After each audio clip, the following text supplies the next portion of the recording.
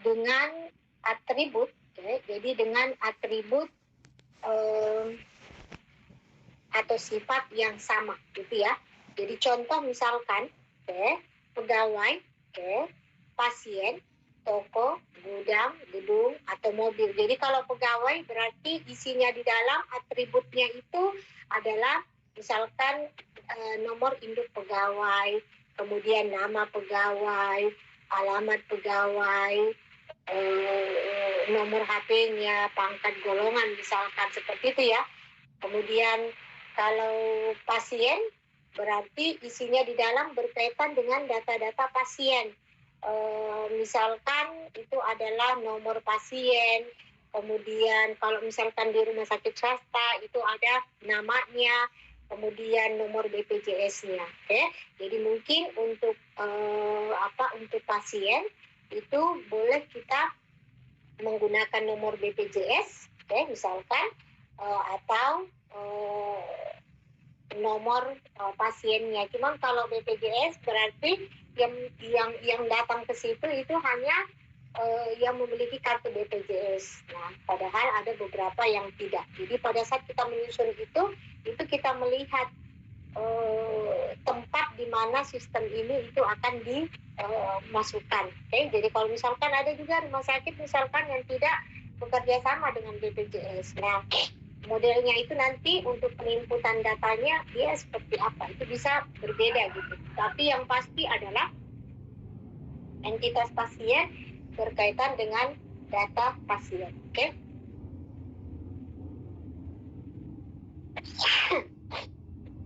Nah, kemudian yang berikutnya ada toko, ada gudang, ada gedung, ada mobil. Jadi intinya entitas itu isinya di dalam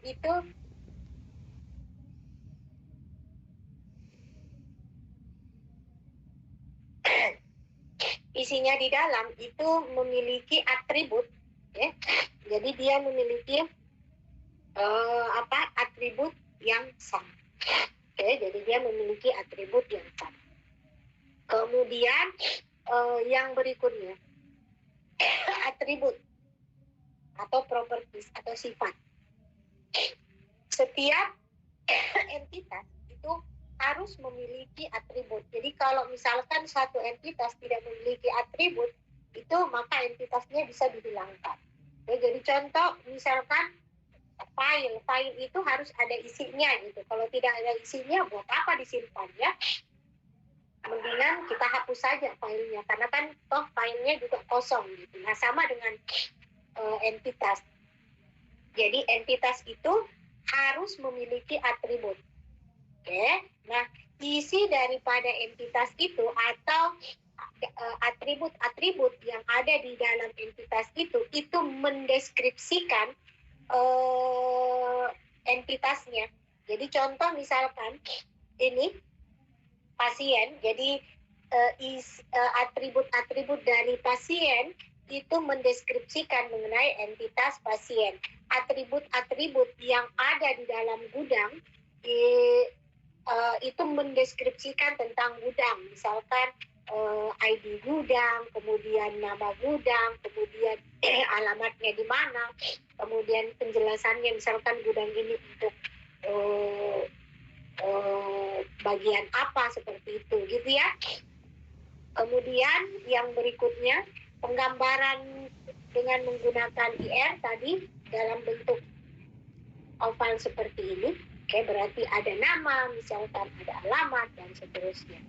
Nah, ini adalah contoh. Jadi ini adalah contoh penerapan atribut di dalam entitas. Jadi contoh misalkan saya ambil agama misalkan. Jadi agama di dalamnya ada atribut kode agama, kemudian ada atribut nama agama. Nah, sekarang fungsinya apa? Kenapa sih harus seperti ini gitu? Jadi kalau misalkan ini, misal ini saya anggap dia sebagai file master, file utama, file yang harus dimasukkan duluan sebelum kita melakukan proses penginputan data untuk pelanggan. Jadi kalau misalkan pada saat saya menginput data pelanggan, misalkan nama pelanggannya siapa gitu, oh nama pelanggannya adalah Rini Yuniarti misalkan. Nanti agamanya itu kita tinggal pilih saja gitu ya. Jadi kita tinggal pilih dalam bentuk drop down seperti misalkan di Word kalau Anda ingin Anda ingin merubah jenis huruf atau ukuran huruf itu dalam bentuk seperti itu, drop down seperti itu, tinggal Anda pilih agamanya atau boleh boleh dalam bentuk option yang checklist yang gambar bulat-bulat itu ya, itu dalam bentuk checklist. Jadi tetapi apapun isiannya itu maka otomatis dia akan masuk ke dalam database-nya. Jadi kita tinggal memilih. Kemudian yang berikutnya misalkan ada fakultas, ada kode fakultas, ada nama fakultas, ada tanggal SK fakultas, kemudian ada nomor SK fakultas misalkan. Jadi kalau misalkan ada mahasiswa yang awal misalkan penerimaan mahasiswa baru, datanya diinput, itu mahasiswa ini, kemudian tinggal kita pilih saja kode fakultasnya. Secara otomatis pada saat kode fakultas itu kita dapat, maka nama fakultasnya dan atau semua data yang disimpan di dalam entitas fakultas itu akan terlihat gitu. Oke? Jadi pada saat kita melakukan proses penginputan data yang berkaitan dengan fakultas. Kemudian yang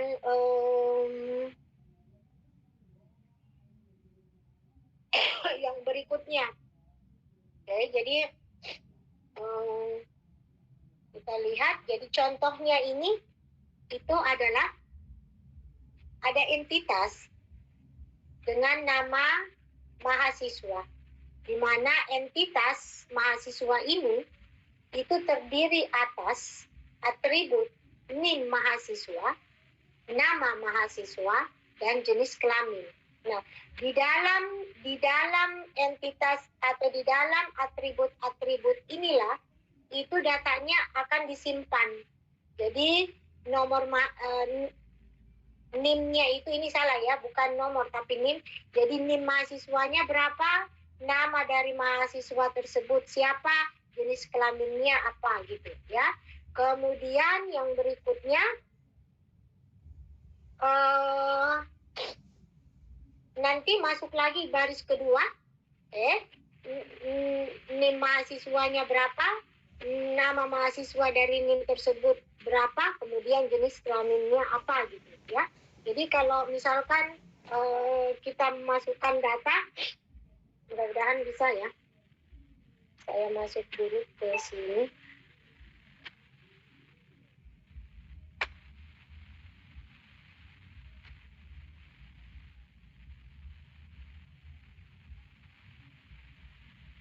Tunggu sebentar, saya aktifkan dulu.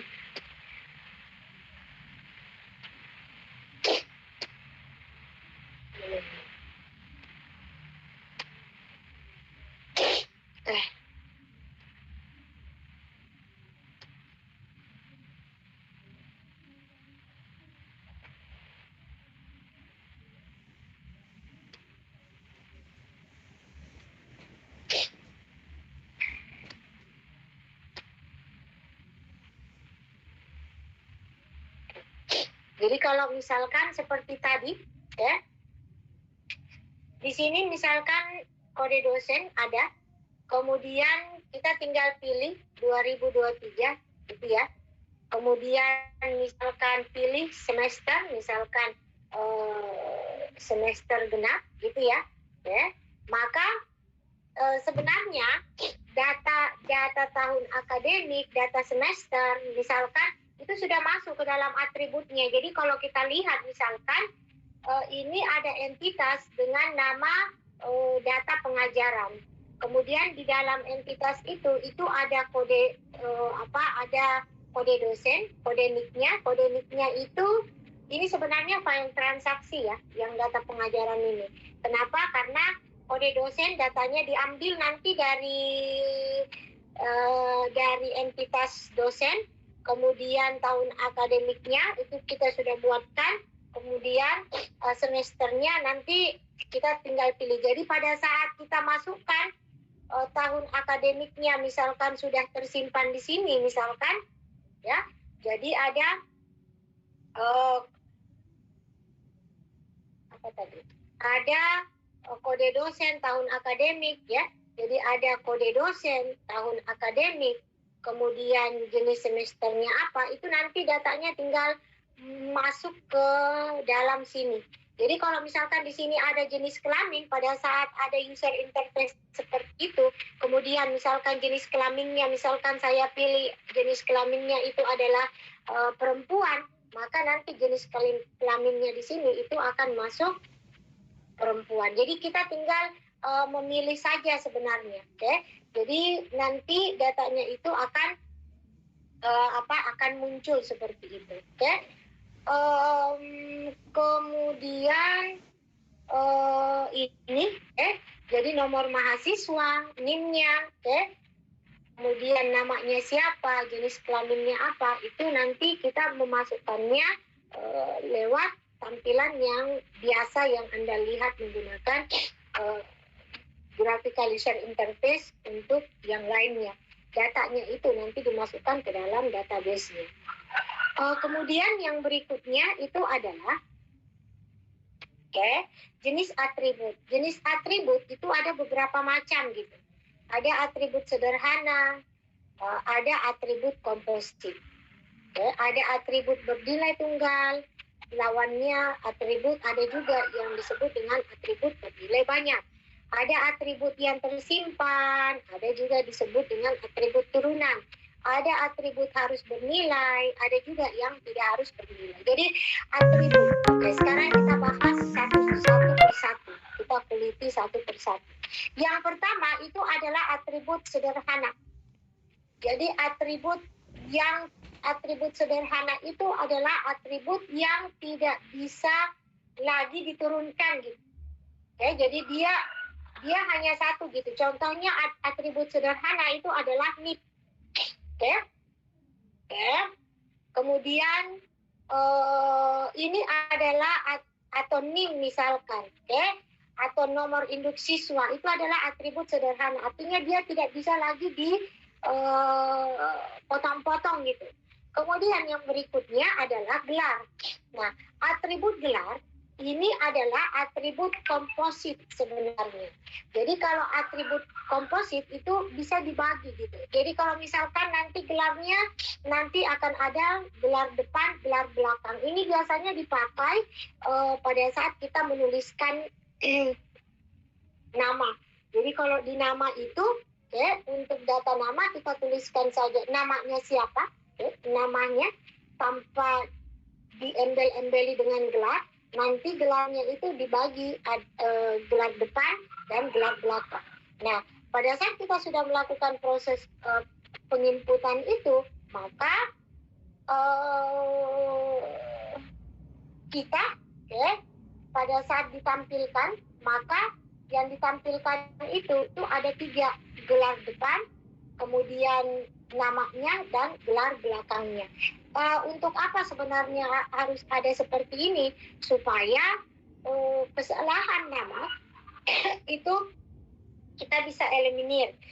Kalau misalkan seperti ini, ada orang misalkan yang sudah selesai, misalkan dosen begitu ya, dia sudah selesai menempuh pendidikan, kemudian dia sudah selesai misalkan S3, berarti kan datanya sudah disimpan di dalam sistem. Nah, pada saat dia disimpan di dalam sistem, kita mau melakukan modifikasi atau mau melakukan proses pengeditan, kita tidak perlu mengutak-atik namanya. Kita tinggal lihat, oh dia gelarnya apakah di belakang, atau gelarnya itu adalah di depan. Jadi kita tinggal rubah di satu bagian saja, daripada misalkan langsung muncul semua satu bagian itu namanya beserta gelarnya, ada kemungkinan misalkan terjadi salah hapus atau terjadi salah pengeditan. Nah, itulah mengapa boleh kita menggunakan atribut komposit.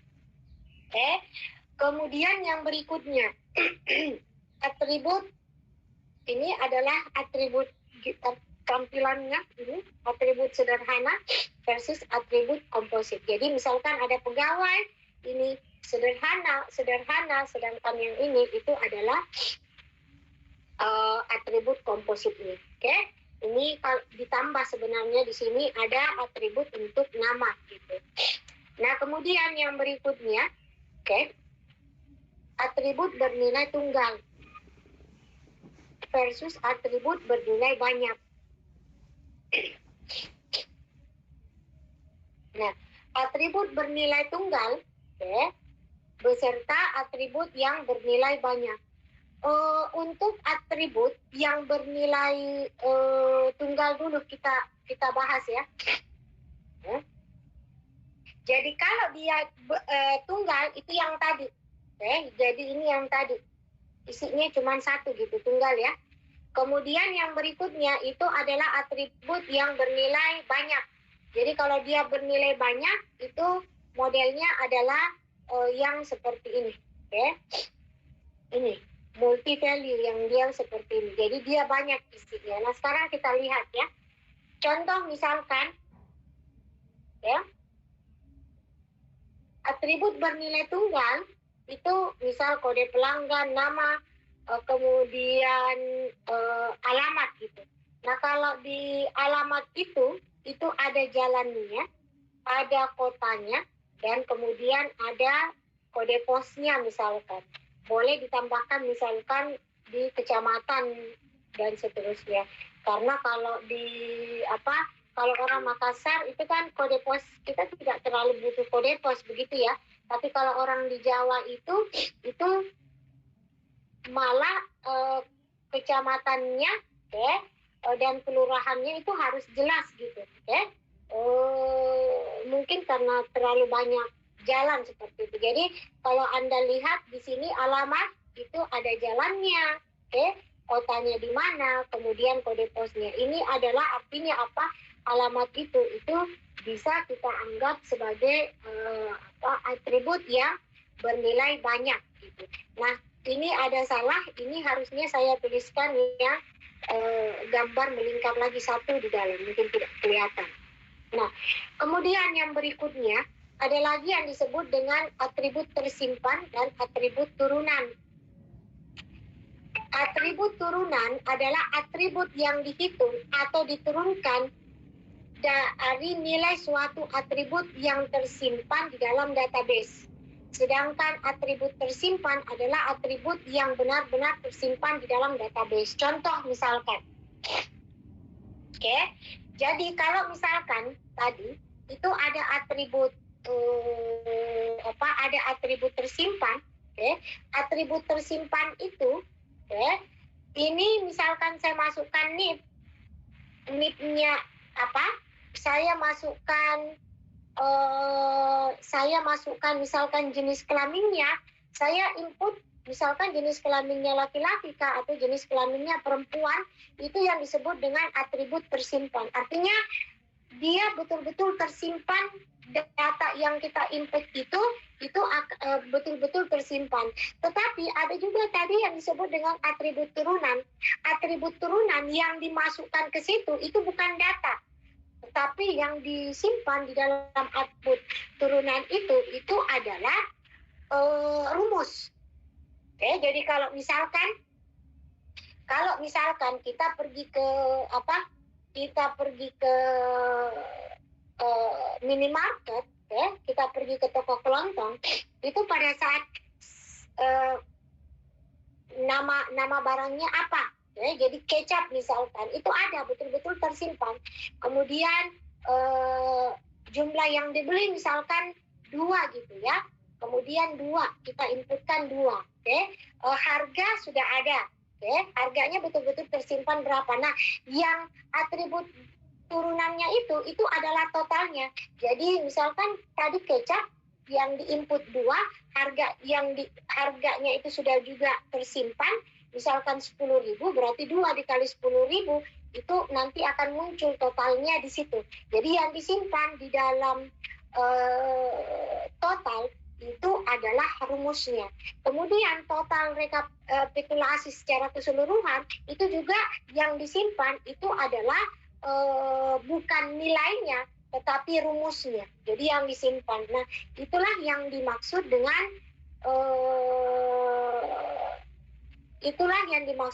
atribut turunan. Jadi atribut yang dihitung atau diturunkan dari nilai suatu atribut yang tersimpan di dalam database.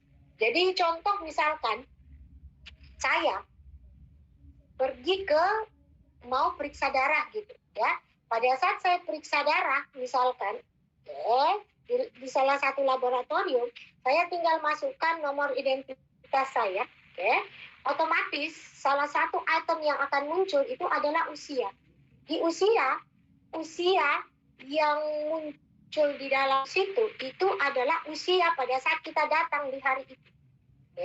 Jadi yang disimpan di dalam usia itu adalah rumus, dihitungnya adalah dari tanggal hari ini dikurangi dengan data tanggal lahir kita. Jadi pada saat kita mendaftar awal di laboratorium tersebut, itu salah satu item yang dimasukkan itu adalah data tanggal lahir. Tanggal lahirnya tanggal berapa, bulan berapa, tahun berapa. Nah, pada saat kita datang, maka ada tanggal yang disimpan di bagian atas atau yang disimpan di dalam sistem. Jadi tanggal sistem itu harus benar-benar sesuai karena dia akan menghitung berdasarkan tanggal di sistem. Jadi kalau Anda salah setting tanggal di sistem itu akan bermasalah. Tetapi kan kita setiap hari menggunakan ini, jarang kita mau melakukan perubahan tanggal gitu ya. Jadi nanti tanggal yang hari ini itu akan diperkirakan dengan tanggal sekarang, maka terserah kita. Nanti kita akan mengatur apakah nanti pada saat kita tampilkan di layar atau pada saat kita mencetak data pelanggan tersebut, yang kita hanya akan tampilkan adalah hanya tahun dan bulannya saja atau lengkap. Nah, biasanya orang hanya menampilkan tahun dan bulannya saja. Misalkan, usianya 23 tahun, 7 bulan misalkan. Usianya adalah 19 tahun, 10 bulan seperti itu. Jadi ini adalah yang disebut dengan atribut turunan. Atribut yang dihitung atau diturunkan dari nilai suatu atribut yang tersimpan di dalam database. Jadi kalau atribut tersimpan, ya berarti kita melakukan penginputan data gitu, ya. Nilainya berapa itu yang kita inputkan, tetapi atribut turunan itu bukan seperti itu. Nah, kemudian yang berikutnya itu, ini sudah saya jelaskan, jadi simbol daripada atribut turunan itu adalah dia dalam bentuk seperti ini, garis terputus-putus gitu ya. Oke, ini sebentar akan kita bahas. Ini selalu ada yang garis hubung bawah, itu yang disebut dengan primary key. Oke, jadi kode pasien, nama, kemudian tanggal lahir, kemudian beserta usia gitu ya. Jadi usia ini itu adalah atribut turunan. Oke, jadi kita tidak menghitung usia kita berapa gitu ya. Jadi kalau misalkan saya pergi ke Prodia, itu Prodia tidak perlu mengkonfirmasi lagi. Misalkan ibu usianya berapa, enggak, otomatis dia akan menyatakan sekarang usianya ibu sekian ya, akan memberikan penjelasan. Jadi lebih cepat begitu. Oke, kemudian yang berikutnya ada atribut juga yang harus ada datanya dan ada atribut yang bersifat opsional, artinya boleh diisi, boleh tidak gitu. Oke, kalau suatu atribut itu kita sudah setting dia harus bernilai, maka pada saat kita melakukan penyimpanan itu dia tidak akan tersimpan. Kenapa? Karena harus kita isi. Jadi sama seperti kalau Anda mengisi Google Form, itu ada yang tanda bintang warna merah, itu sudah dinyatakan bahwa itu harus diisi. Berarti atribut atau kotak isian itu harus kita isi. Kalau tidak akan dilanjutkan untuk proses yang selanjutnya. Tapi kalau atributnya bersifat opsional, berarti boleh diisi, boleh tidak.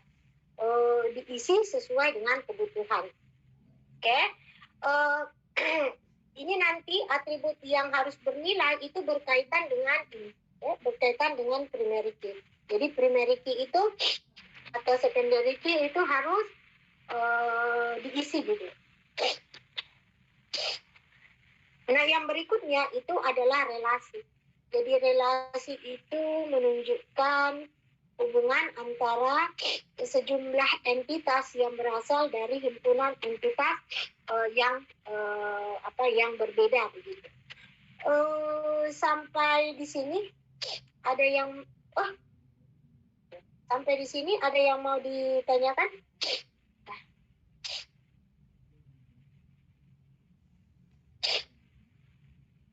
Sampai di sini ada yang mau ditanyakan? Jelas? Jelas Ibu, sejauh ini masih jelas. Paham. Oke. Sebentar ya.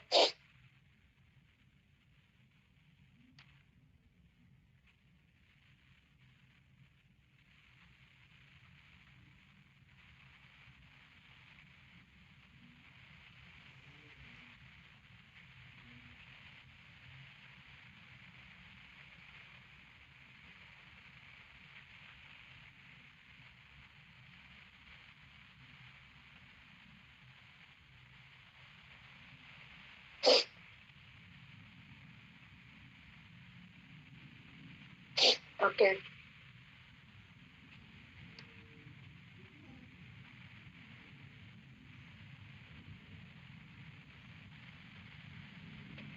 Oke, sekarang kita mulai lagi.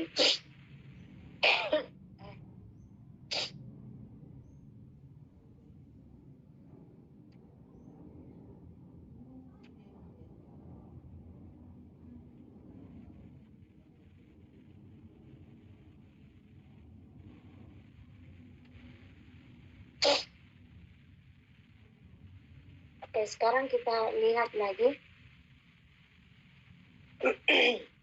Jadi relasi itu menunjukkan ini. Jadi ini adalah model wajib relasinya. Oke. Ada entitas dosen, ada entitas mahasiswa, di mana relasinya itu dihubungkan dengan one to many. Ini nanti yang akan kita bahas. Kenapa bisa jadi seperti ini. Kemudian ada atribut nama, ada nik dosen, kemudian untuk mahasiswa itu ada nomor mahasiswa, kemudian beserta nama. Jadi kalau relasi itu sebenarnya menggambarkan proses pertukaran, ya, jadi antara dosen dengan mahasiswa itu saling berhubungan gitu ya, saling berkomunikasi di dalam data. Jadi dosen misalkan mengajar mahasiswa, mahasiswa itu diajar atau dibimbing, jadi boleh dalam bentuk mata kuliah atau boleh dalam bentuk proses pembimbingan seperti itu ya. Jadi nanti proses pembimbingannya itu akan kelihatan mahasiswa ini pembimbing satunya siapa, pembimbing duanya siapa gitu ya. Kemudian dosen juga akan terlihat berapa jumlah mahasiswa yang menjadi bimbingannya. Nah, kalau kita berbicara mengenai relasi tadi, maka kita berbicara mengenai kardinalitas relasi. Inilah yang disebut dengan kardinalitas relasi. Okay? Nah, untuk kardinalitas relasi itu ada one to one, one to many, many to one, kemudian many to many. Jadi ini ya. Jadi kardinalitas itu ada one to many to one, atau many to many. Jadi dari satu ke satu, dari satu ke banyak, dari banyak ke satu, dari banyak ke banyak. Ya. Jadi ini modelnya.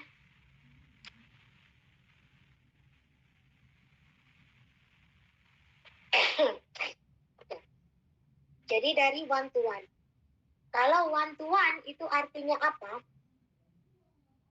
Setiap entitas pada himpunan entitas A berhubungan dengan paling sedikit, berhubungan dengan bukan paling sedikit, tapi berhubungan dengan paling banyak hanya satu entitas pada entitas yang lainnya.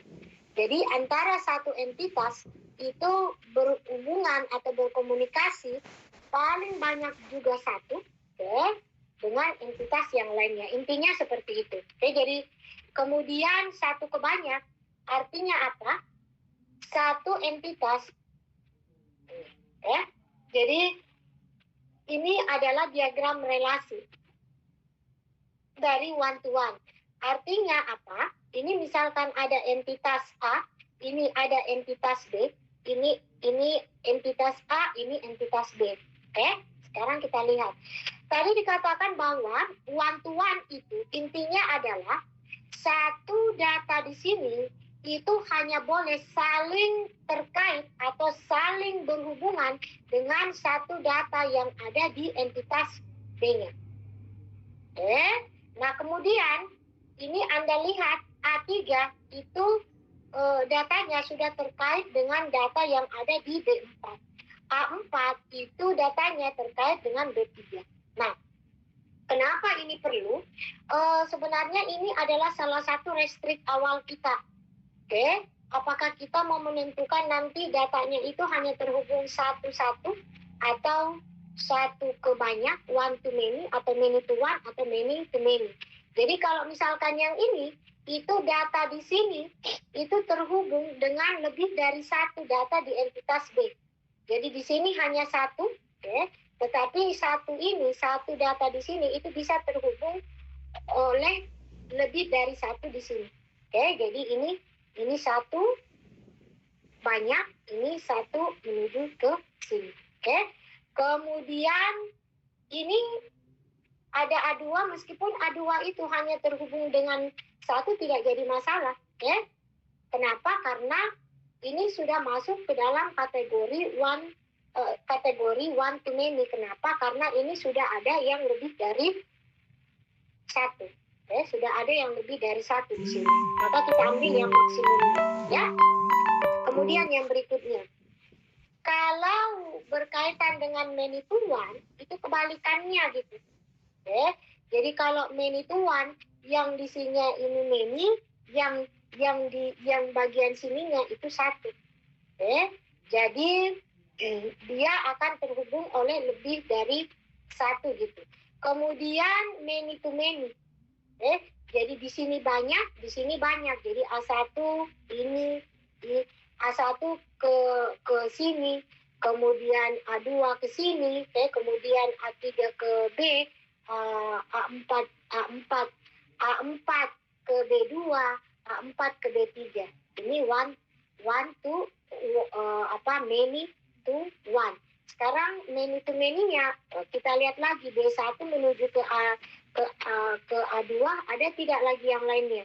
B3 ke A4, B2 harusnya ini ada lagi, misalkan B1 ini ini B1 menuju ke A2, B1 menuju ke A1. Berarti ini many to ini satu, berarti ini tadi dari many ke many. Ini kan tadi many, sebentar akan saya perlihatkan. Ini many, ini tadi A1 ke B1 dan A1 misalkan ke B2. Tidak many. A4, B2, A4, B3, many. Kemudian yang many-nya di sini kenapa bisa? Ini dari B1 menuju ke A1, B1 menuju ke A2. Jadi kita sudah anggap di sini adalah many, di sini atribut yang ininya adalah many. Jadi ceritanya itu adalah ini menyatakan atribut yang pertama, ini yang di sebelah kanan dari itunya menyatakan atribut yang kedua. Kemudian ini one-nya atribut yang pertama, ini many-nya menyatakan atribut yang kedua. Nah sekarang kita lihat kenapa kita langsung ambil datanya saja one to one. Relasi one to one itu contohnya adalah relasi antara siswa dengan kelas. Jadi tidak pernah di saat yang bersamaan ada orang yang namanya misalkan Rudy, itu di saat yang bersamaan dia belajar di kelas, misalkan di kelas 10 dan dia juga belajar di kelas 11. Tidak pernah dalam sejarah. Oke, jadi dia relasinya itu adalah relasi one to one. Artinya Rudi pada saat itu dia mengajar, dia belajar di kelas tertentu dalam satu saat. Jadi Rudi sekarang relasinya adalah one to one. Oke, jadi antara siswa dengan kelas itu relasinya adalah one to one. Apa yang terjadi kalau misalkan relasinya itu berubah menjadi one to many? Artinya nanti sistem itu bisa membuka, bisa membuka opsi. Misalkan ada orang dengan, anggaplah misalkan kita menginput berdasarkan berdasarkan NIS, nomor induk siswa gitu. Ya, jadi pada saat saya masukkan NIS-nya sekian, di saat yang sama saya pilih tahun ajaran 2022-2023, saya masukkan NIS-nya Rudi berapa, kemudian saya daftar dia di kelas 10, kemudian disimpan. Pada saat itu juga saya memasukkan NIS-nya Rudi berapa, tahun ajarannya di tahun ajaran yang sama, saya masukkan dia di kelas 11, dia akan menerima juga. Itu kalau kita menggunakan one to many, dia akan terima. Akibatnya apa?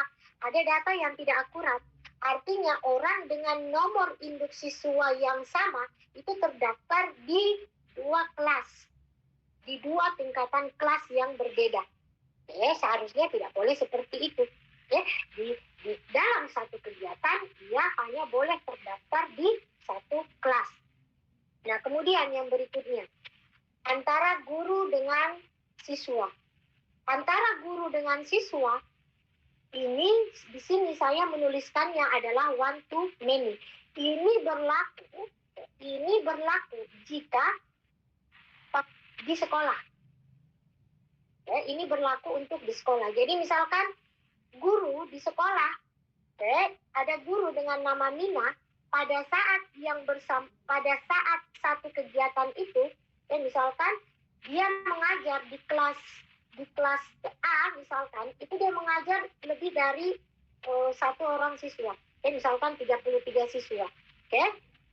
Jadi nanti ada lagi, dia akan mengajar lagi kelas yang lain lebih dari satu siswa. Artinya apa? Guru ini itu mengajar di dalam satu kurun waktu tertentu, itu mengajar lebih dari satu siswa. Hasmin, misal guru dengan nama Hasmin itu dia mengajar di lebih dari satu siswa. Demikian pula misalkan dengan guru Pur. Ini hanya contoh saja misalkan. Nah, tetapi beda misalkan, ini juga bisa kalau misalkan kita bawa dia ke one to one misalkan. Jadi misal saya mau dia les privat gitu. Jadi pada saat dia les privat, gurunya itu hanya menghandle satu orang siswa saja. Jadi satu orang siswa saja. Jadi misalkan gurunya itu Mina, dia hanya mengajar untuk satu semester itu fokus ke hanya satu orang siswa. Boleh seperti itu. Tapi biasanya itu kalau relasi antara guru dengan siswa itu jarang yang bersifat one to one. Kita biasanya bersifat one to ini untuk sementara ya. Jadi kalau kita lihat ininya adalah one, di sininya adalah many. Tetapi bisa juga seperti ini. Relasi antara guru dengan siswa sebenarnya yang lebih tepat itu adalah many to many. Kenapa saya katakan seperti itu? Karena guru itu akan mengajar lebih dari satu siswa dalam satu semester. Kemudian satu siswa itu diajar oleh lebih dari satu guru. Misalkan dia ambil peminatan IPA gitu ya. Ada matematika, kemudian ada fisika, ada kimia. Itu kan lebih daripada satu mapel kan. Setiap mapel kan pasti ada gurunya gitu. Berarti dia mengajar lebih dari satu, diajar oleh lebih dari satu guru. Cuman ini saya tuliskan seperti ini, itu karena di sini adalah one, di sini adalah many. Artinya guru dengan nama Mina itu mengajar lebih dari satu siswa pada kurun waktu tertentu pada kurun waktu yang sama. Ya. Kemudian ada kalau juga. Ini contoh relasi ya. Nah, kalau tidak ada ini adalah ini sebenarnya boleh juga. Ini yang lebih tepatnya adalah many to many. Oke, kenapa? Karena Nina mengajar lebih dari satu siswa, kemudian satu siswa itu akan diajar oleh lebih dari satu guru. Oke. Many to many. Jadi nanti Rudy ada kemungkinan akan diajar oleh guru yang lainnya. Rudy akan diajar oleh lebih dari satu guru. Di SMA misalkan lebih dari ada 10 mapel ya biasanya ya. Berarti Rudy akan terkoneksi dengan 10 orang guru. Nina akan terkoneksi bukan lagi lebih dari 10, tetapi dalam satu kelas misalkan kimia dia mengajar berapa kelas, kali saja. Misalkan 10 kelas dia ajar, berarti atau 5 kelas, dalam satu kelas ada 30 orang, berarti dalam satu minggu dia mengajar 150 siswa. Gitu ya. Atau antara dosen dengan mahasiswa. Gitu ya. Oke. Berarti antara dosen dengan mahasiswa relasinya adalah many to many. Kenapa? Karena guru mengajar, dosen mengajar lebih daripada satu mahasiswa, mahasiswa diajar oleh lebih dari satu dosen gitu ya. Nah sekarang yang berikutnya, kekekangan atau kardinalitas. Kita mulai membahas mengenai kekekangan ini. Ini yang akan kita bahas berkaitan dengan yang ini. Kemudian kekekangan kardinalitas berkaitan dengan jumlah instan entitas suatu tipe yang dikaitkan dengan setiap entitas pada tipe entitas yang lainnya. Ini yang disebut dengan rasio pemetaan. Nah sekarang kita lihat jenis kekekangan atau kardinalitas itu adalah yang pertama kardinalitas minimum. Jadi kardinalitas minimum menyatakan jumlah minimal suatu instan, kemudian maksimumnya adalah jumlah minimalnya. Sekarang kita lihat ya, cara kita memasang. Awal pada saat kita ingin memasang yang one to, apakah dia bersifat one to one to many, atau many to one, atau many to many, itu kita terapkannya adalah seperti ini gitu. Jadi penerapan kekekangannya itu adalah guru, kemudian dia membimbing siswa. Kita buatkan dulu relasinya. Relasinya adalah membimbing. Ada entitas guru berelasi dengan siswa. Mengapa harus berelasi? Sekali lagi, di dalam database itu berkaitan dengan proses penilaian. Jadi guru akan menilai siswa yang akan dibimbing. Jadi kita berkonotasi dengan data yang disimpan di dalam sistem. Jadi guru akan melakukan proses penilaian. Nilainya berapa? Nilai-nilai itulah yang akan dituangkan di dalam raport. Tapi sebelumnya disimpan dulu di dalam database seperti itu ya. Nah kemudian yang berikutnya itu kita sudah bahas, kita sudah buat. Kemudian yang berikutnya itu adalah ini menyatakan banyak. Nah sekarang kita lihat, guru membimbing lebih dari satu siswa. Perhatikan kalimat saya. Satu guru itu membimbing lebih dari satu siswa. Lebih darinya itu kita pasang dengan simbol seperti ini. Jadi satu guru membimbing lebih dari satu siswa. Ini adalah batas maksimumnya.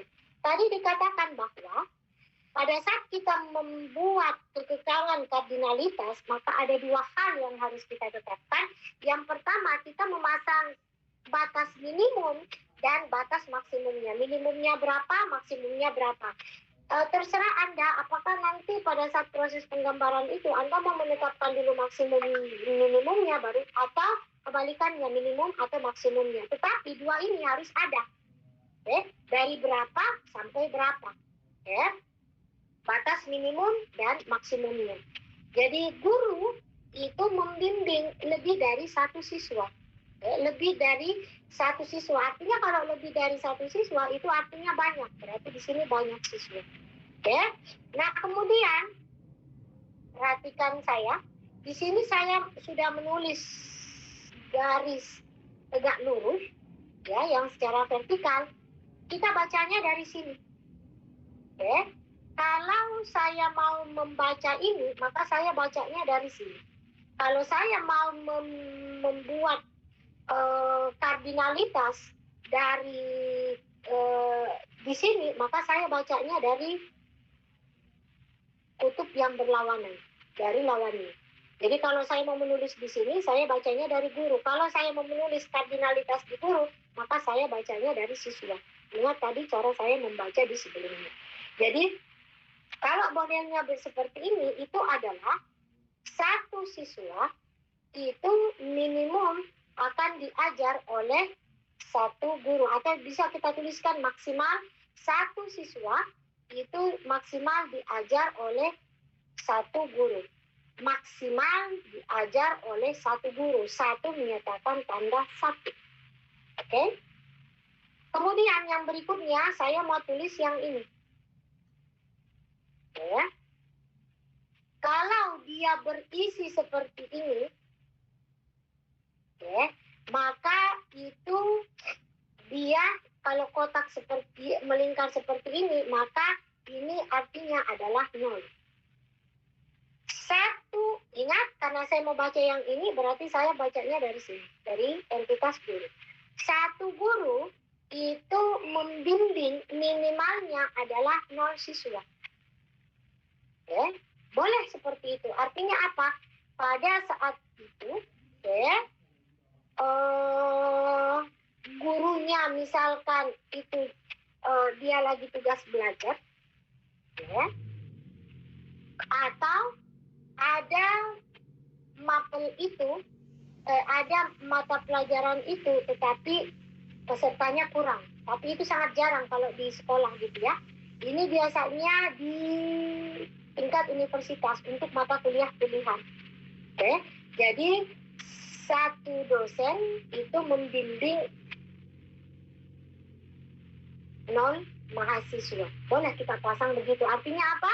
Pada saat kita sudah membuat mata kuliah itu, maka isi dari mata kuliah itu boleh kosong.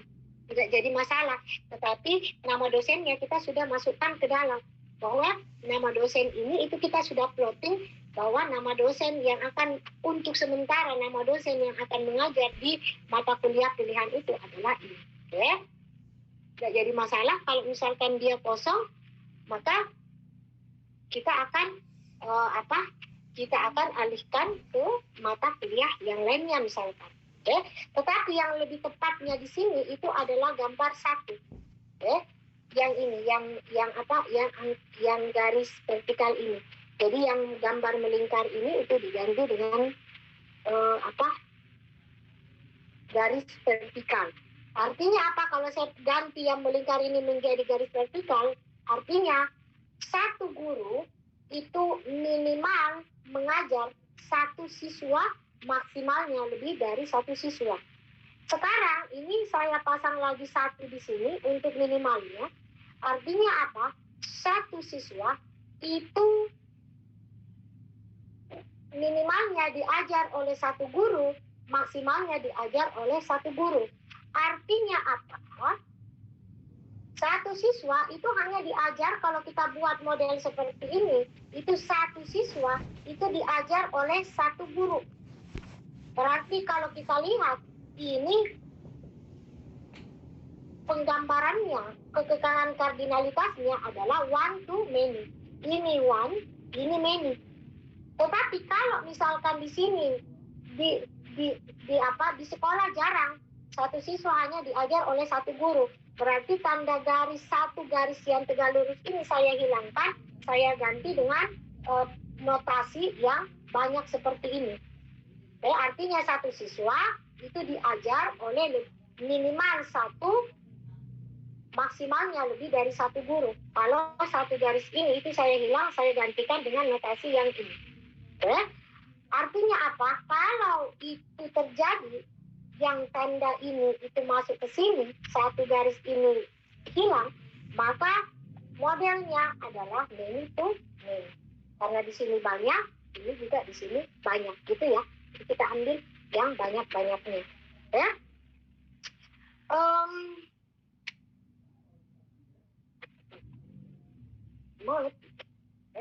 Ada yang mau ditanyakan sampai di sini?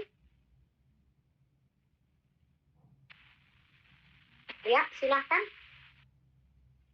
Ya, silahkan. Tapi Bu, saya izin bertanya. Jadi sebelumnya Ibu, saya ingin bertanya tentang sistem kasir Ibu. Jadi kan kalau misalnya di kafe itu, misalnya kafe itu sangat ramai, terus membuat pelayanan dan bagian kasir itu kesusahan memanage waktu dan mengurutkan pesanan yang terlebih dahulu. Dikarenakan misalnya kalau dia pakai yang manual tulis tangan itu kan susah Ibu. Kalau misalnya kita gunakan sistem data, basis data, pertanyaannya Ibu, kalau sistem kasir dia relasinya one to one atau one to many, dan bagaimana penerapan kekekangan koordinatornya, koordinalitasnya. Oke, sekarang jawaban saya ada 2 ya.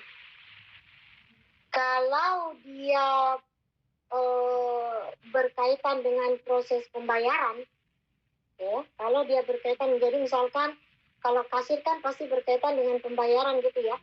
Oke, artinya apa? Kita lihat dulu. Kalau misalkan di tempat itu kasirnya hanya ada 1, ya. Kalau di tempat itu misalkan kasirnya itu hanya ada 1, maka yang terjadi itu relasinya adalah one to many, ya. Tetapi kalau misalkan di dalam tempat itu kasirnya lebih dari 1, berarti itu adalah relasi many to many. Artinya apa? Satu kasir melayani minimal 1 atau lebih dari 1 kan.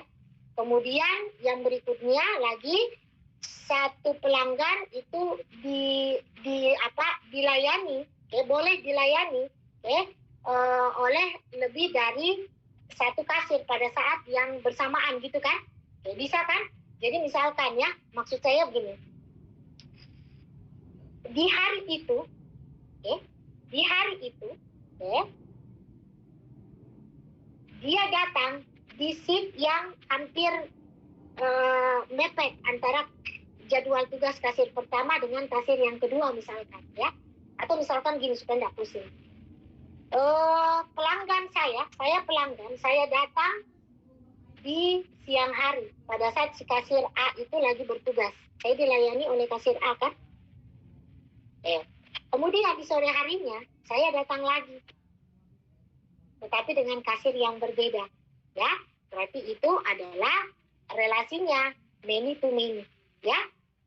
Karena 1 kasir melayani lebih dari 1 pelanggan, kemudian satu pelanggan boleh dilayani oleh lebih dari 1 kasir. Tetapi kalau saya lebih tepatnya sebenarnya itu adalah one to many saja.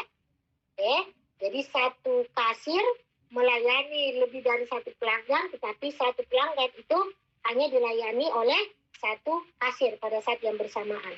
Nah, kemudian yang berikutnya, tadi pertanyaannya, kalau yang tadi itu jawabannya berkaitan dengan proses pembayaran.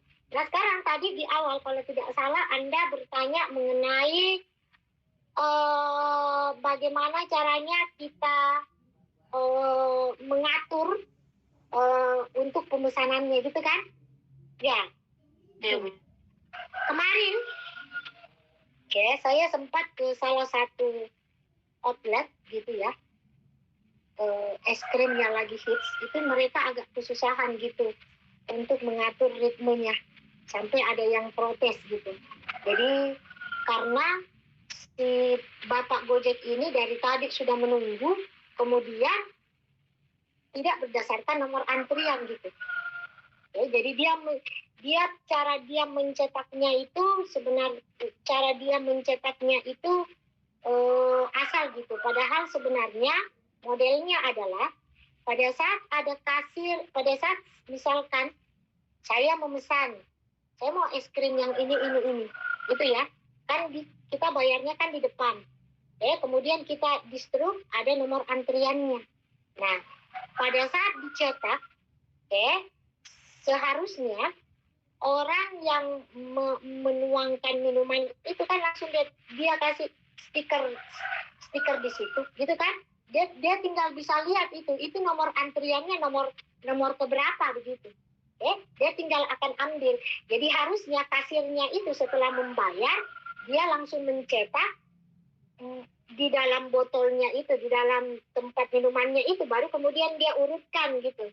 Nah, modelnya kalau model seperti itu, kalau berkaitan dengan itu, sekarang kita pikir, kalau untuk antrian berarti karena itu adalah di satu kasir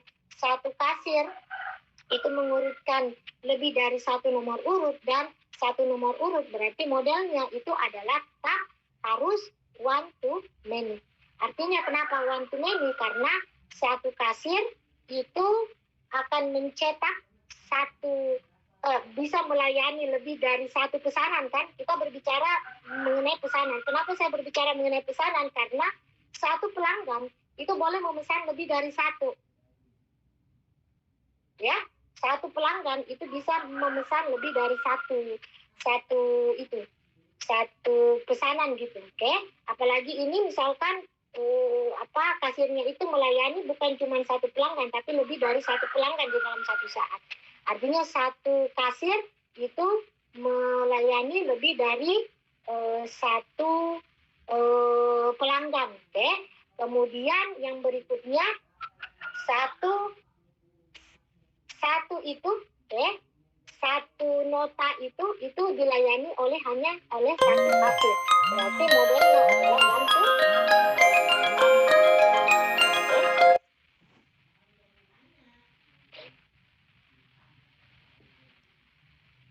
Makanya kemarin tuh kita jadi mengantri gitu. Untung karena kita sigap, jadi kita bilang ini punyanya saya. Akhirnya dia bapak yang gojek yang di belakang itu, yang nomor urutnya 10 kali di bawah kita itu belum dapat, sehingga dia marah gitu. Padahal sebenarnya gampang saja. Pada saat kasir sudah mencetak, saya lihat juga sudah ada nomor urutnya sekali dia cetak, kok botolnya tidak langsung dia taruh di situ, baru kemudian dia jejer ke dalam situ. Jadinya kacau. Ada lagi yang mau ditanyakan? Jadi modelnya adalah one to many. Tergantung sih dari situ.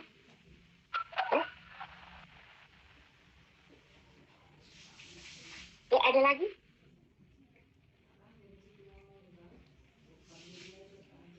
Ada lagi yang mau ditanyakan? Tapi Bu, kan tadi saya tanya tentang penerapan kekekangan koordinalitas. Penerapan kekekangan koordinalitasnya Ibu, ada saya kirim di WA-nya Ibu. Ibu kalau yang begitu Ibu, bagaimana dia Bu? Yang kayak customernya. Bukan ini tugasmu kah? Bukan Ibu. Ada saya dapat di kayak akademi edu di. Jadi ini sebenarnya begini. Tunggu ya, karena saya bukan pakai laptop yang biasa saya gunakan. Jadi ini sebenarnya begini. Ini kita sudah mulai melakukan transformasi dari IRD ke model relasional sebenarnya. Modelnya itu bukan seperti ini gitu. Jadi ini berbeda. Jadi ini akan kita bahas sebenarnya. Jadi kalau kita lihat, ini satu saja saya bahas ya. Antara misalkan customer, atau saya tampilkan saja ya. Saya tampilkan saja ya. punyanya si siapa itu,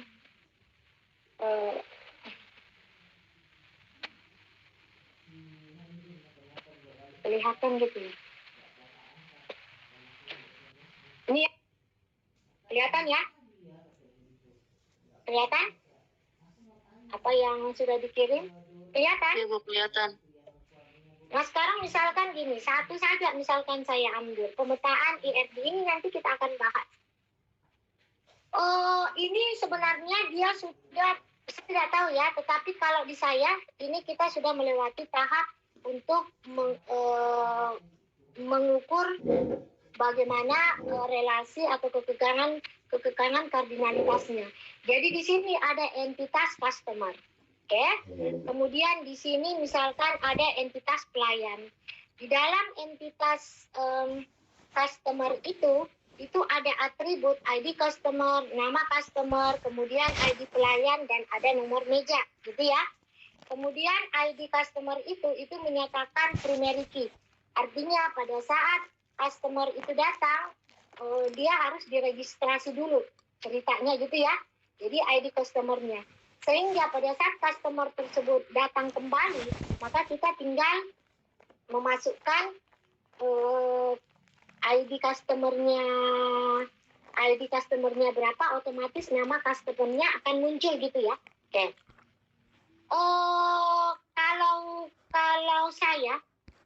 Kalau saya ini masih bermasalah. Kenapa? Karena customer itu hanya memuat data customer saja gitu. Jadi customer itu hanya terdiri atas ID customer, nama customer, alamat customer, nomor teleponnya. Tapi mungkin ini maksudnya adalah customer yang berkaitan dengan transaksi. Ya, jadi berkaitan dengan transaksi. Tinggal nanti ditambah saja transaksi gitu ya. Nah sekarang kita lihat ya, di sini ada pelayan. Pelayan itu atributnya terdiri atas ID pelayan siapa, nama pelayan dengan ID tersebut berapa, alamatnya, umurnya. Nah sekarang kita lihat ya. Nanti misalkan di sini ada ID customer, misalkan ID customernya itu 01, nama customernya itu otomatis sudah akan ketahuan bahwa customer dengan nomor 01 itu nama customernya misalkan adalah Rudy. Nah, tinggal nanti kita mau tahu, siapa tahu nanti di depan itu terjadi komplain dan lain sebagainya, itu kita bisa melakukan tracing. Nah, ID nanti di sini tinggal ditambahkan saja atribut, tinggal ditambahkan 2 atribut, tanggal berapa dan jam berapa gitu dia mulainya. Oke, jadi dia mulai masuknya di hari apa, kemudian jam berapa supaya gampang dilacak. Oke, nah kemudian di sini untuk ID pelayan, kalau misalkan saya masukkan ID pelayan itu adalah P001, P itu menyatakan misalkan P itu menyatakan pelayan, maka data P001 itu otomatis akan diambil di sini. Jadi akan ketahuan, oh nomor pelayannya itu namanya siapa itu kalau kode P001. Tinggal nanti nomor bedanya itu akan diinput. Berarti kalau begitu, kalau modelnya seperti ini, yang pertama dulu saya jelaskan bahwa di ID customer itu kita tinggal melakukan proses pemilihan ID customer. Otomatis nama customer akan muncul. Nama customer kita tidak akan perlu isi lagi. Oke. Kemudian ID pelayan itu kita tidak perlu input. Kita tinggal ambil datanya dari ID pelayan dengan cara memilih data di sini gitu ya. Kemudian yang kita isi dari customer ini itu hanya tinggal nomor meja saja. Nanti kalau misalkan tanggalnya itu otomatis kita ambil dari tanggal dari sistem yang aktif pada hari itu. Jadi kita tidak akan pernah kita copy. Itu nanti di dalam database tanggalnya itu kita boleh nonaktifkan gitu untuk dilakukan proses pengeditan. Oke? Kemudian tinggal nanti jamnya juga, itu jamnya kita boleh nonaktifkan karena jam kan ada di jam sistem. Jam berapa sekarang? Seperti ini sekarang kan jamnya itu kita ambil dari sistem. Itu akan lebih valid meminimalisir terjadinya proses kesalahan di dalam penjemputan. Nah sekarang pertanyaannya, kalau modelnya adalah antara customer dengan pelayan, maka jawaban saya itu adalah, kita lihat dulu. Jadi ada customer, kemudian ada entitas untuk pelayan. Satu customer, atau pelayan dulu lah, pelayan baru kemudian bagian kanannya adalah customernya. Satu pelayan itu bisa bisa melayani dalam satu saat satu atau lebih dari satu customer kan? Ya, berarti relasinya yang bagian untuk customer itu adalah one many. Jadi gambarannya itu adalah yang seperti ini. Mana tadi ya?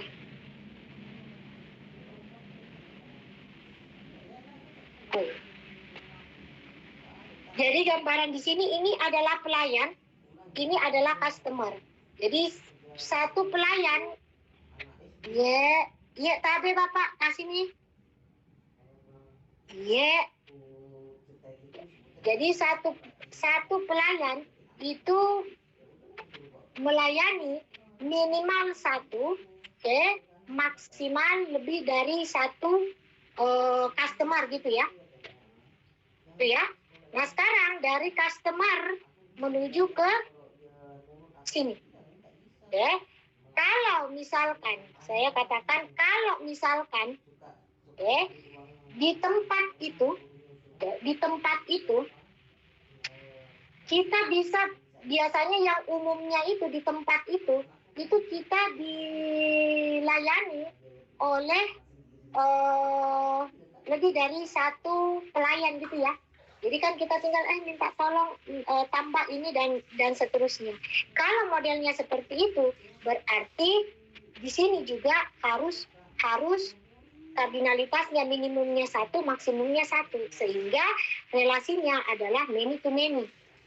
Tetapi ada juga di rumah makan tertentu, itu yang satu meja itu betul-betul hanya dikhususkan untuk pelayannya itu hanya satu gitu. Tidak usah saya sebutkan tempatnya, ada. Jadi dia akan bertugas di meja-meja tertentu. Nah kalau modelnya adalah seperti itu, maka relasinya itu adalah relasi one to many. Jadi satu pelayan, satu pelayan boleh menghandle lebih dari satu meja, dan satu meja atau satu customer itu hanya dihandle oleh satu pelayan. Kalau model pernyataan saya yang terakhir itu saya ulangi, satu pelayan itu boleh menghandle lebih dari satu customer, dan satu customer itu hanya dilayani paling banyak oleh satu pelayan, maka relasinya adalah one to many. Tetapi yang umum terjadi itu adalah relasinya adalah many to many. Many to many artinya apa? Satu pelayan itu akan menghandle lebih dari satu customer, dan satu customer itu boleh dihandle oleh lebih dari satu pelayan. Jadi misalkan ada yang kirim minumannya, nanti ada yang kirim makanannya untuk pelayan yang berbeda gitu ya. Tapi ada juga yang di satu tempat itu tidak, dia hanya fokus untuk meja yang menjadi tanggung jawabnya saja gitu. Jadi kalau ada apa-apa, bukan orang lain yang datang, tetapi dia yang akan datang dan dia yang akan mengantar. Itu sangat tergantung dari institusinya. Kemudian ini yang disebut dengan transaksi ya. saya tidak tahu ini kompetensi, berarti ini nanti dia masukkan misalkan dia punya kemampuan untuk bidang apa gitu ya. Jadi misalkan dia bartender, jagonya dia kompetensinya hanya untuk membuat kopi apa gitu ya. I don't know gitu. Kompetensinya dia harus masukkan di situ. Kalau memesan nanti memesan ini ID customer, ID menu, kemudian jumlah pesannya berapa, menunya ID menu, kemudian nama menu, kemudian harganya. Berarti kalau begitu kita lihat ini masuk ke sini.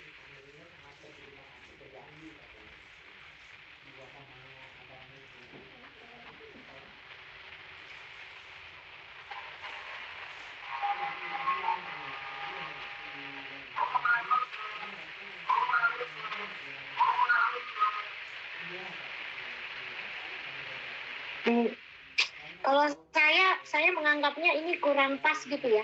Kenapa saya menganggapnya kurang pas? Karena coba kita lihat ya.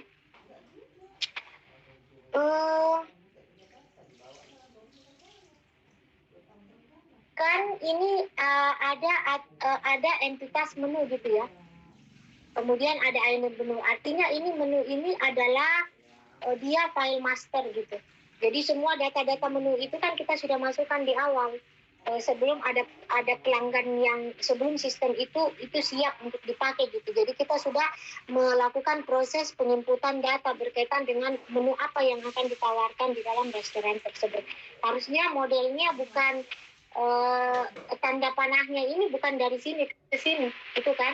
Tetapi tanda panahnya itu adalah data yang disimpan di dalam entitas menu itu akan dipakai pada saat proses pemesanan.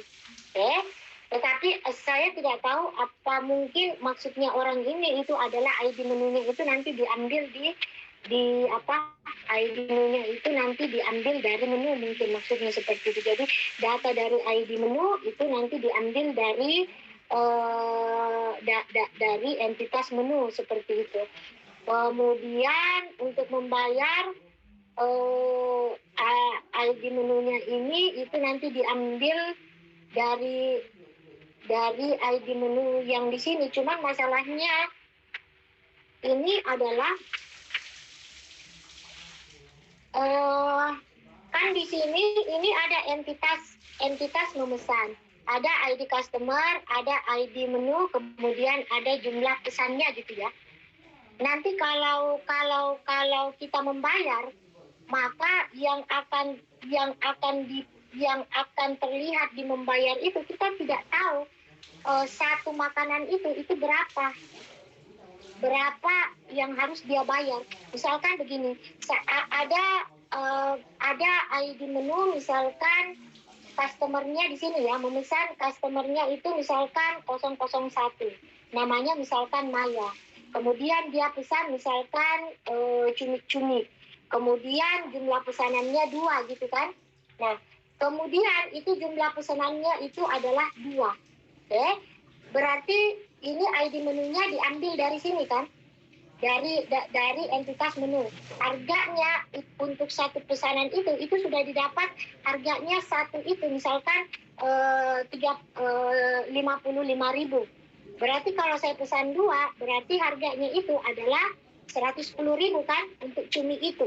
Nah, pertanyaannya itu adalah pada saat dia membayar, maka yang terlist di sini hanya 55.000 saja. Kenapa 55.000? Karena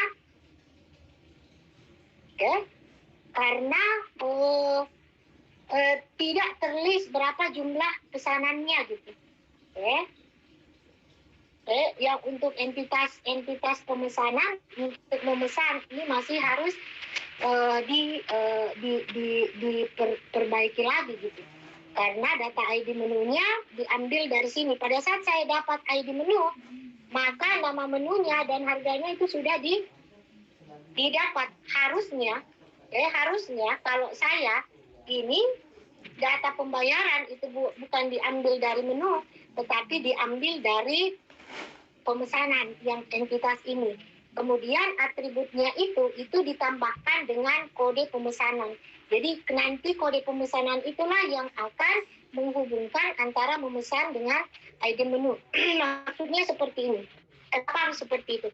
Jadi pada saat saya membayar, saya membayar, memesan, ada kodenya. Misalkan kode pemesanan, misalkan 001 gitu.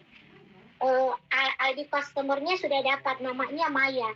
Dia pesan ID menunya misalkan 001, N001.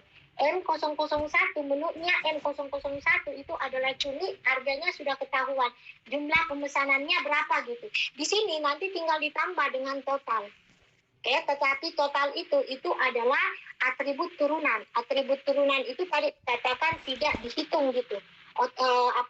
Tidak diinput datanya. Itu yang dimasukkan di situ adalah rumus. Sehingga yang di sini itu bukan ID menu, tetapi ID dari pemesanan ini. Jadi ID pemesanan. Pada saat kita membayar, kita tinggal menginputkan siapa kasirnya.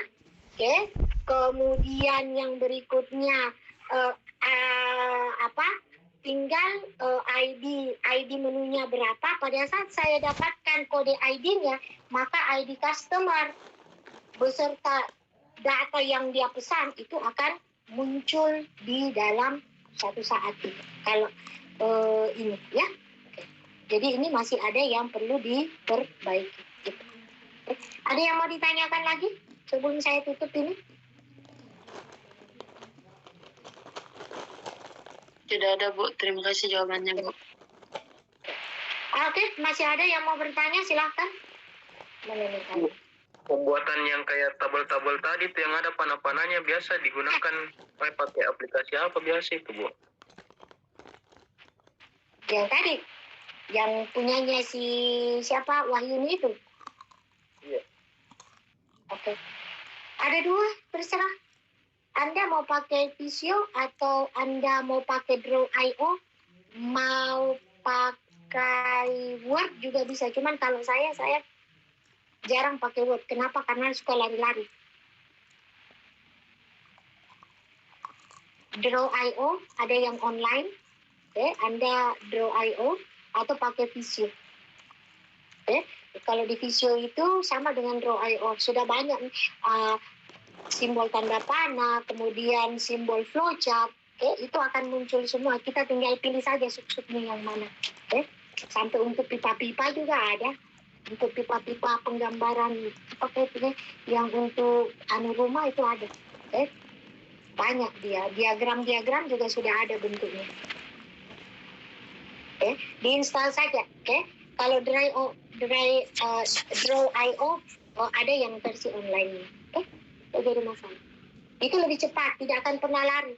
Jadi kita tinggal tarik, saya mau buat kotak, tarik kotak, isi, rubah warna belakang, ketebalan garis, mau diisi latar belakangnya apa, warna hurufnya apa, saya mau perbesar, misalkan sudah jadi ini misalkan saya tampilkan lagi ya. Jadi misalkan ini sudah jadi ini gambarannya, satu kali kita mau besarkan, itu gampang kita tarik. Kalau di Word biasanya lari-lari kalau di saya. Jadinya lama gitu. Tapi kalau pakai Draw.io atau pakai Visio bisa gitu. Kalau Visio tidak terlalu besar pada saat Anda menginstal gitu. Cari Visio yang versi terakhir di internet. Draw.io juga begitu. Ada lagi? Jadi nanti pada saat Anda ujian, ya terserah Anda mau menggambarkannya itu pakai Draw.io atau Anda mau menggambarkannya pakai Visio gitu ya. Ada lagi yang mau ditanyakan?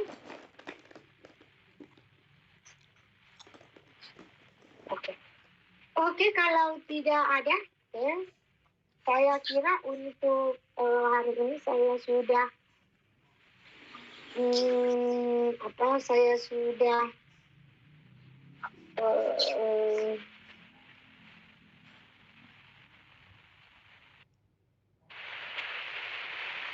Siapa yang angkat tangan?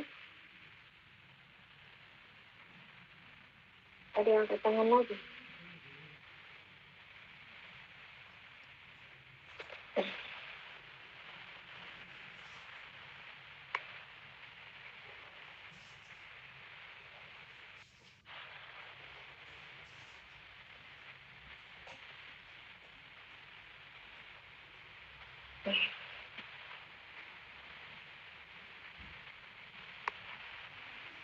Pada saat nanti ini karena saya tidak bisa menunjukkan Anda gitu ya, tetapi sebenarnya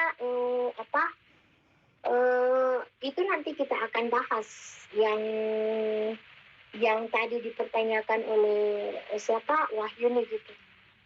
Cuman belum sampai di situ kita bahasnya, oke? Mudah-mudahan nanti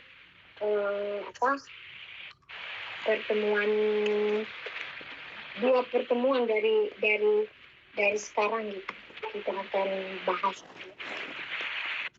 Tapi yang ini harus matang dulu. Makanya kalau Anda ini silahkan ditanyakan karena akan jalan terus saya.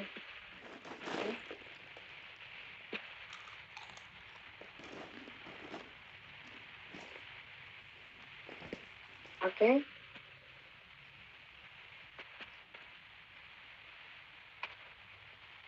Ada lagi yang mau ditanyakan? Oke, kalau tidak ada saya akhiri ya. Insya Allah kita ketemu. Saya tidak tahu untuk pekan depan seperti apa. Oke, ada kemungkinan satu tahun. Ada kemungkinan untuk 1 minggu itu saya tidak akan masuk mengajar.